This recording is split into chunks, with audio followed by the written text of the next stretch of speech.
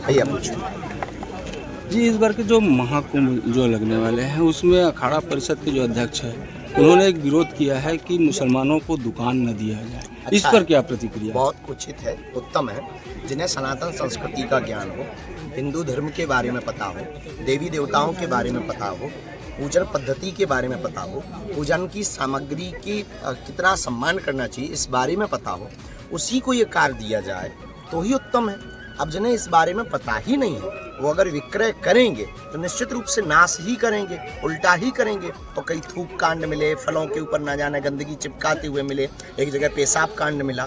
इससे ये सिद्ध होता है कि हो सकता कुछ षड्यंत्रकारी, हम ये नहीं कहते कि वो लोग हो सकते, कोई भी हो सकता। इसलिए गैर हिंदुओं को प्रवेश वर्जित महाकुंभ में कर देना चाहिए। और मेरे अंगने में तुम्हारा क्या काम भाई? वहाँ पर त्रिवेणी है, संगम है, महाकुंभ है, संतों का दर्शन है। तुम्हें कथा से लेना देना नहीं, तुम्हें हिंदुत्व से लेना देना नहीं, तुम्हें सनातन से लेना देना नहीं, तुम्हें राम से लेना देना नहीं। जब तुम्हें राम से कोई काम नहीं है तो राम के काम से तुम्हारा क्या काम?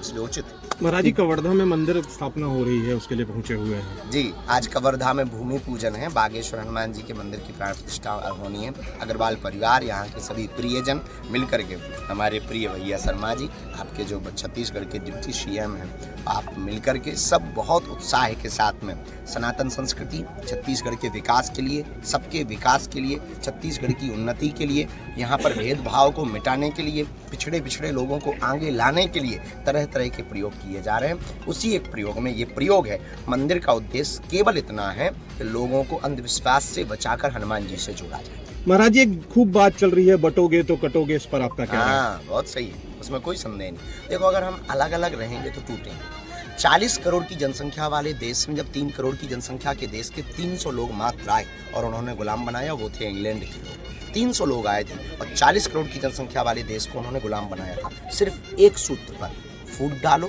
राज करो। इस सूत्र पर उन्होंने 40 करोड़ की जनसंख्या वाले देश को अगर एक एक पत्थर मारते तो उन्हें नानी याद आ जाती। लेकिन हम क्यों बट गए? हम बट गए इसलिए हम गुलाम बन गए। अगर फिर से गुलाम बनना है तो बट जाओ, और गुलाम नहीं बादशाह बनना है तो बटो नहीं, एक हो जाओ। आपके ऊपर भी कुछ हमला हुआ है, ऐसा सुनने को मिला है महाराज जी। हाँ, हमला तो नहीं हुआ। हमारे घर के पास में वो जहाँ निवास है, आश्रम में स्थान पर, जहाँ बहुत लोग आते रहते, बगल में पुलिस चौकी भी है, प्रशासन व्यवस्था भी बहुत अच्छी है और खूब भीड़ भाड़, प्रतिदिन दर्शनार्थी लाखों लोग आते हैं।